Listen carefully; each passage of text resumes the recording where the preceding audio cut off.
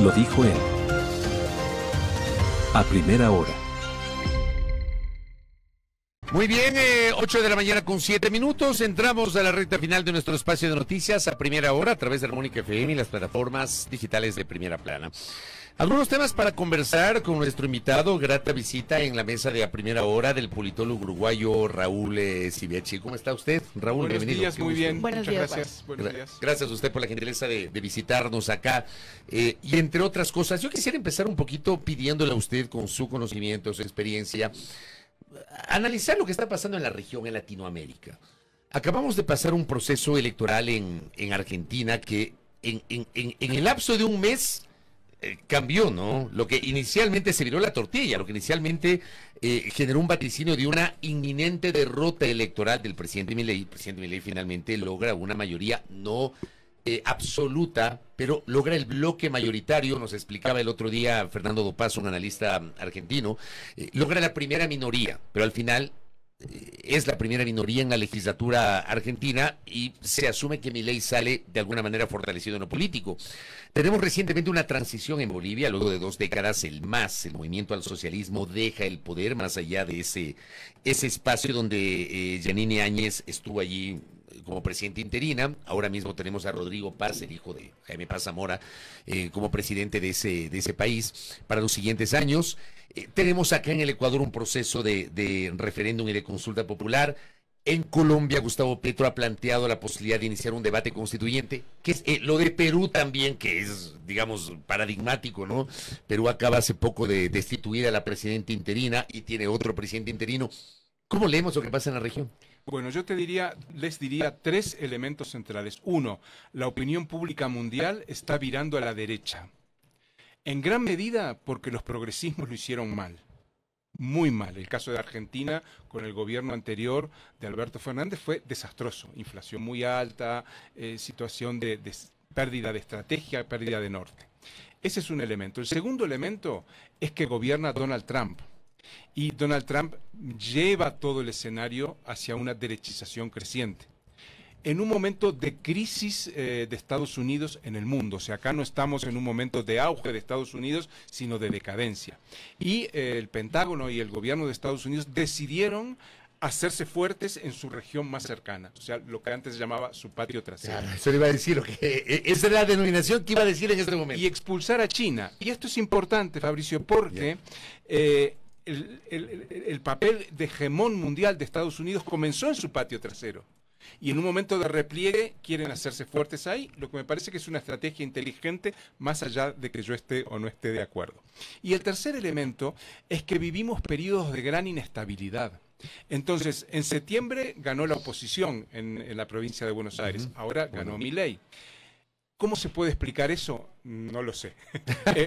Los virajes son muy rápidos y ustedes lo han visto. ¿En un mes? En un mes. De septiembre a octubre. Raro.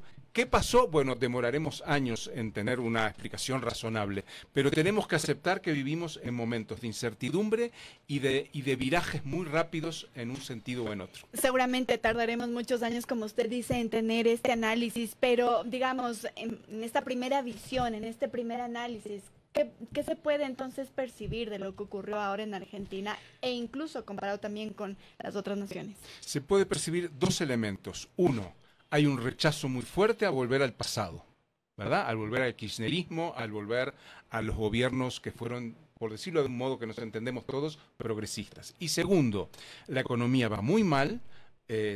Milei había tenido más del 50%, ahora tuvo un 40%, o sea, perdió, pero ganó, fue la primera minoría.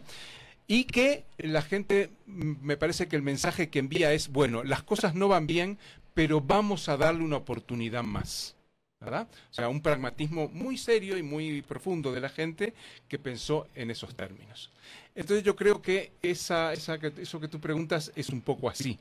No sabemos lo que va a pasar dentro de un año, porque si en un mes las cosas se dieron vuelta radicalmente, no sabemos lo que va a pasar, pero la gente inteligentemente dice, bueno, para no volver a lo anterior, que fue muy malo, vamos a darle una chance un poquito más. Ok, y esto es un hartazgo, digamos, de los partidos políticos o Totalmente. de la ideología, porque, digamos, podríamos separarlo también, ¿no? Entonces vemos lo que ocurre en Bolivia con el MAS, lo que ocurre aquí con la Revolución Ciudadana, incluso que son progresistas, digamos, un poco más, en Argentina lo que ocurre. Entonces, ¿es un hartazgo de la ideología o del partido político que lo representa? En primer lugar, la gente está harta de los políticos, de todo el sistema político. Y de hecho cada vez vota menos gente.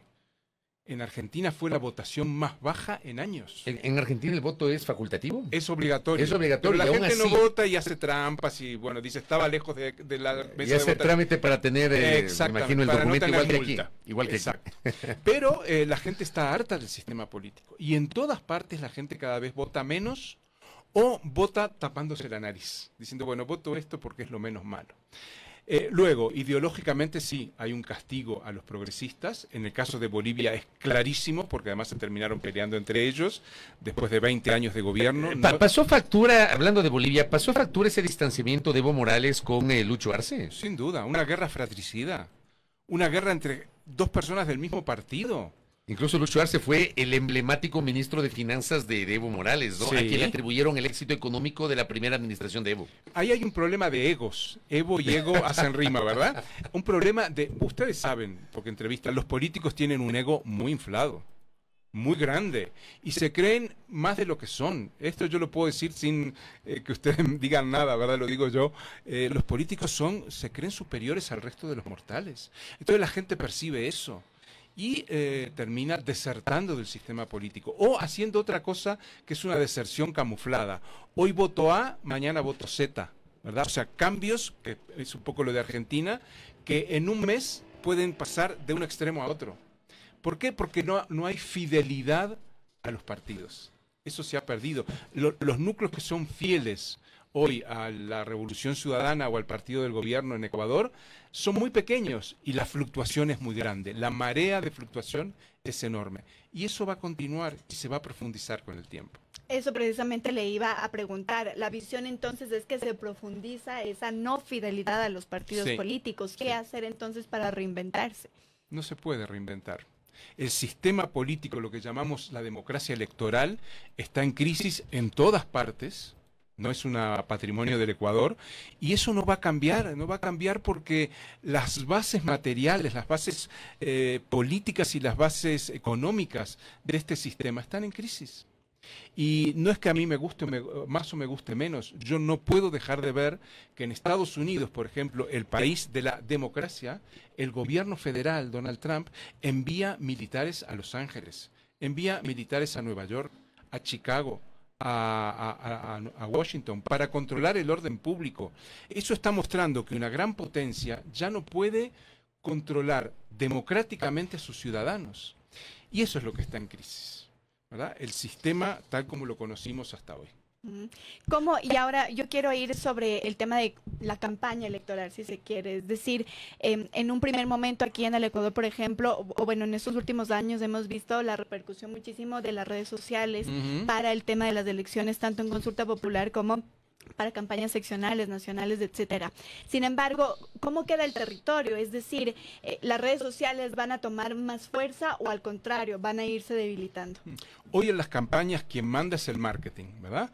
Gastan mucho dinero en marketing, gastan mucho dinero en quienes manejan redes sociales para que lo hagan lo mejor posible, y los trolls y las formas como se manejan en las redes con esa enorme fugacidad, hay mucho dinero metido en eso.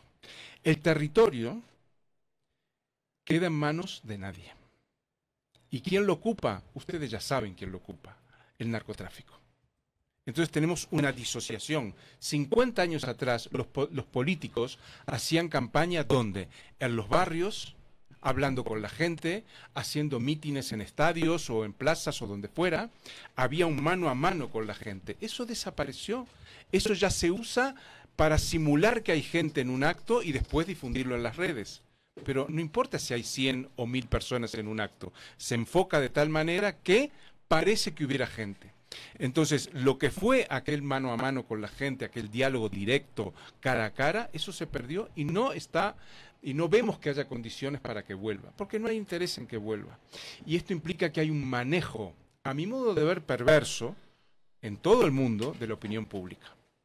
Y este manejo perverso es tratar de influir a través de una gran inversión en publicidad, en marketing, más allá de las ideas que se manifiestan. Lo importante es la imagen del candidato, cómo se viste, cómo posa ante la cámara. Las narrativas. Las narrativas, exacto. Pero la narrativa es cada vez más una imagen, no un relato programático. Acá no hay un programa que diga yo quiero hacer esto y luego se cumple lo más que se puede. Eso ya también es historia. Lo de Perú, ¿cómo leemos? Bueno, Perú... No sé si entra en la ecuación que estamos conversando, porque Perú es un caso medio raro, ¿no? Perú es un caso... les voy a plantear dos temas.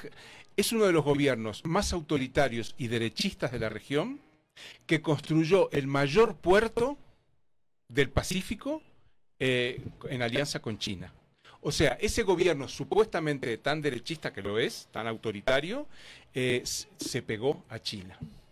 ¿Por qué? Porque exporta minerales, que es su principal rubro de exportación, y porque el principal comprador es China. Entonces uno antes pensaba, gobierno progresista aliado con China o con Rusia o con quien fuera, gobierno derechista aliado con Estados Unidos. Lo que pasa es que seguramente en el imaginario de mucha gente quedó esto que usted está señalando con Correa, con Evo Morales, con Lula da Silva, con Néstor Kirchner, con Cristina Fernández, con Michelle Bachelet, con el propio Hugo Chávez, luego con Maduro. El acercamiento era hacia ese lado. Por eso se asocia a esos gobiernos, claro, con autodenominados progresistas, con China, con Rusia, con Irán. Pero eso se rompió. Con Cuba. Claro, eso está moviéndose. Y por eso insisto en lo que usted decía, el caso de Perú. Un gobierno muy derechista que sin embargo tiene una estrechísima alianza con China. ¿Por qué? Porque la economía manda. Porque tú no puedes darle la espalda a tu principal cliente. Cuando estuvo Bolsonaro en Brasil, él estaba en contra de China, pero no pudo hacer nada contra China. ¿Por qué? Porque el grueso de la soja y de los minerales se los compra China. Y Milei, que hizo algunas declaraciones anti-China, ya no las hace. ¿Por qué? Porque su principal cliente. Claro, porque digo, son políticos, pero no son tontos. O sea, saben lo que están haciendo. Y en ese sentido, ¿cómo percibe eso la ciudadanía? Es decir, realmente se está borrando el tema de ideología, porque aquí, por ejemplo, nosotros entrevistábamos a un montón de políticos cuando fue la campaña para presidente y ellos nos decían, no, es que yo ya no soy ni de derecha ni de izquierda, claro, eso ya no importa, etcétera. ¿Es así? ¿Es real? Sí. Y te digo más, lo que predomina en el escenario global hoy es una gran confusión, ¿verdad? Y predomina en nosotros, los que analizamos, predominan los políticos, predomina en el periodismo.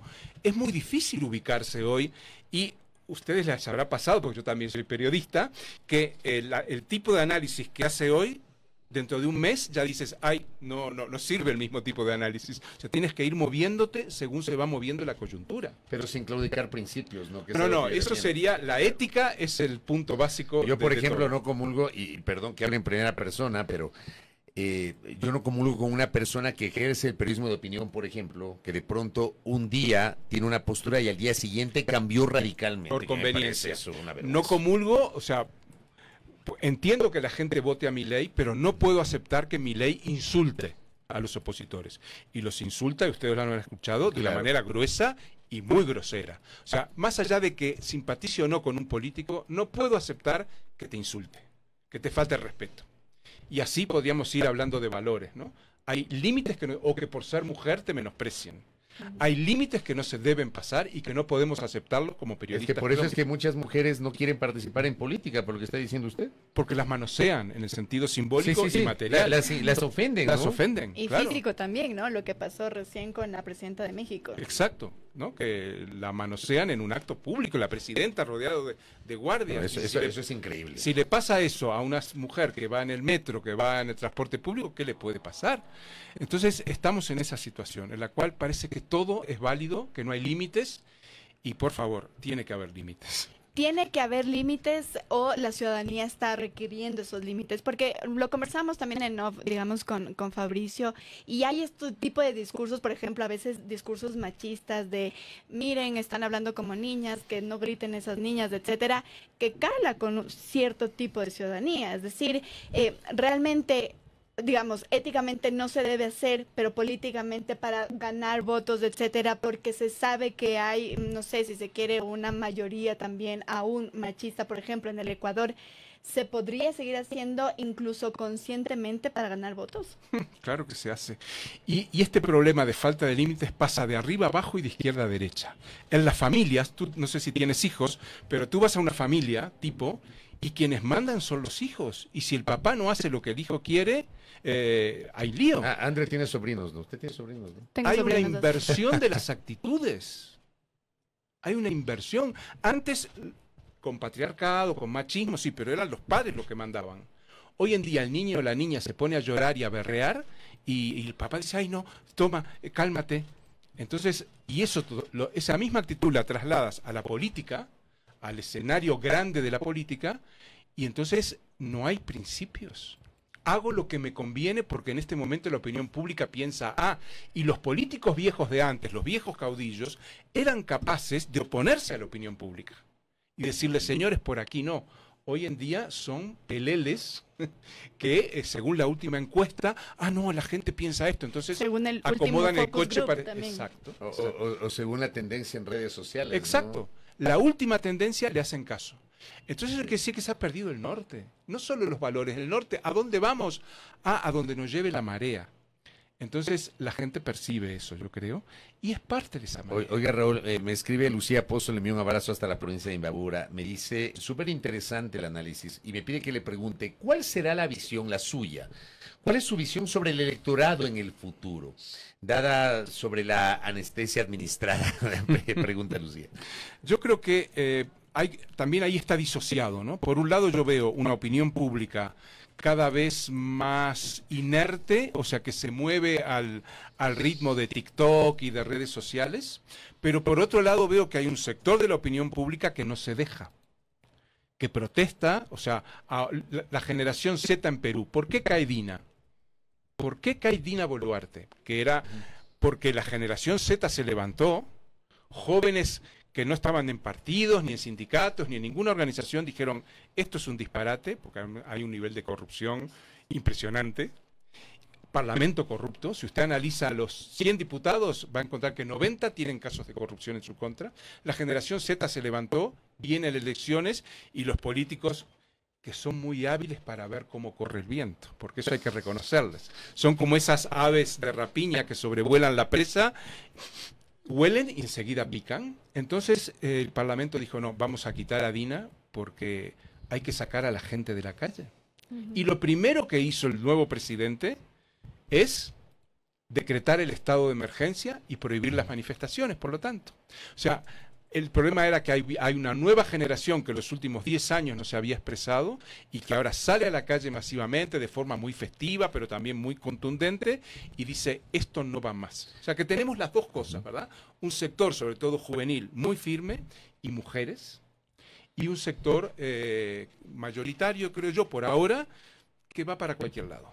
Raúl, y con esto cierro, ¿por qué está acá Raúl Sivechi, acá en el Ecuador? Viene a presentar un libro, Eludir la guerra, construir nuevos mundos. ¿Esto va de la mano de los temas políticos o sí. a qué se refiere? No, me refiero a eso, me refiero a la guerra en grande con armas y con, ¿verdad? Porque en mi análisis es probable que en los próximos años haya guerra entre potencias nucleares, ya la hay de algún modo, y que se usen armas nucleares. Pero hay otra guerra, que es esta guerra en la televisión, de los partidos, ¿verdad? ¿Verdad? Que están siempre pegándole al otro. Bueno, es un espectro muy amplio. Es un libro que escribí durante 6 años, editado en Ecuador por la editorial Alectrión, que lo presentamos mañana miércoles a las 6 de la tarde en la Salesiana, en la parte de Isabel la Católica. Muy bien, bienvenido. Gracias, muy amable. ¿Ya bienvenido acá al Ecuador, ¿no? Sí, muchas veces. Me gusta Ecuador. Qué bueno. Gracias por venir y gracias por aceptar esta invitación, Raúl. Raúl Sivechi, escritor, politólogo que ha estado con nosotros aquí en A Primera Hora, haciendo una lectura de los temas políticos. Primera plana. Todas las noticias, todas las voces.